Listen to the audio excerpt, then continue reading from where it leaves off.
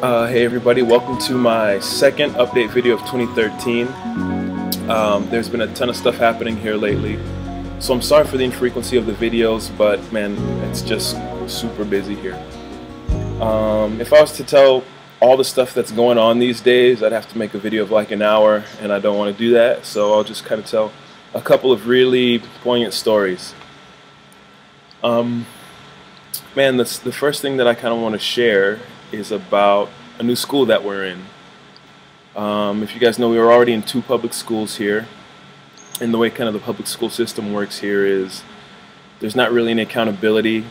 Kids show up and there won't be teachers there to teach them. So the directors of these schools are kind of pulling their hair out like, man, we have these students that have showed up and now they're just going to have to sit outside and wait because they've got one class at the end of the day and they're going to have to wait the whole day because those teachers were missing until the end of the day. It's a mess. So what we do is we go in there and we fill in for the teachers. We teach them, man, character lessons, English, about the love of God. So that's what we do. And people around Natal have taken notice of this. So we were actually approached by a guy that goes around and he teaches karate in a few of the schools here. And he came to us as we were leaving one of the schools named Maya Neto. And he was like, hey, man, there's a lot of value of this work that you guys do. I actually am at the school Ferreira that's not far from here. I could set up a meeting for you with the directorship if you'd like me to. And I was like, yeah, we'd like to. Because the fact is, a couple weeks earlier we had talked about planning how to go approach that school. But just simply because of the favor of God, the school approached us. I feel like that's a miracle. That's something amazing. That's definitely something that's out of the ordinary. So anyway, we show up at the school the following week.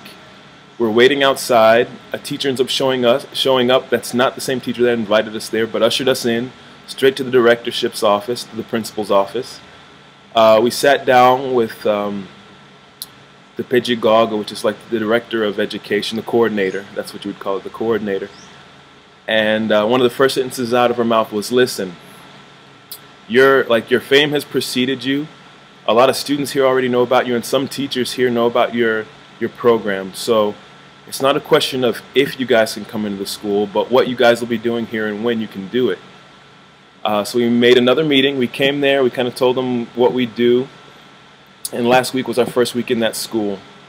And it was great. We just built a lot of good relationships in that school. And the thing is, we see a lot of those kids almost every day because that school's in the same neighborhood as the church. And we are at the church almost every day during the week because we kind of have some planning stuff to do and everything. So there's no way to not impact those kids' lives because we're living life with them. We live in the same neighborhood. We're in the school with them once a week. And yeah, it's just the favor of God. He makes it easy. It makes me think about when God talks about the promised land and he's like, you guys are going to live in fields that you haven't built and drink milk or buy milk without price. That's really what's happening. Is that we're reaping these benefits of what God has done, and He makes the work easy. He makes it so it's not even work, really. We just show up and reap the benefits. Man, and that applies to your life too. When you embrace like the completed work of Christ, the things that He's done for you, there are things that He's got prepared beforehand for you, and you simply have to like follow Him, and you can enter into it. It's not about work; it's about working to enter the rest. So yeah, that's one thing that's amazing. The second is the story of a young kid named Diego.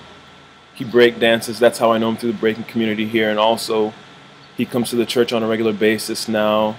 I would consider him like a disciple of mine. I'm mentoring him and stuff. And he had some crazy stuff happening in his house recently. So I know he wouldn't mind me telling this story. So his stepdad kind of got his mom introduced into alcohol.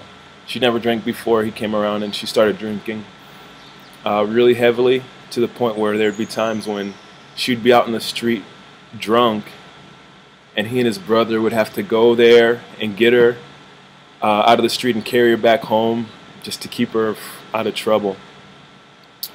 And this all came to a head, and there was a big fight. His mom like threatened his neighbors even with violence, and the sons were like, "Listen, Mom, you can't be doing this. You can't be with this guy. You either choose us or him." And she said, well, I choose him. And she left the house for 2 weeks straight without even communicating with Diego or his brother. And you can just imagine the impact that has, like a mom saying, I choose somebody else over her own son, like what that does to somebody's heart. And then she came back 2 weeks later and was like, listen, I need you guys to get out of this house because we're going to move back here. So here he is. His mom left and kicked him out of the house, and he's got 2 weeks to find somewhere to live. So then a couple weeks later, it was before the deadline or whatever, we were at our cell group, our youth group at church, and God's been talking a lot to us about imagination, about hope, really, about the fact that in the kingdom there's faith, hope, and love. The greatest of these is love, but I think the second greatest is hope, because you can't really have faith without a hope, a positive imagination to attach it to.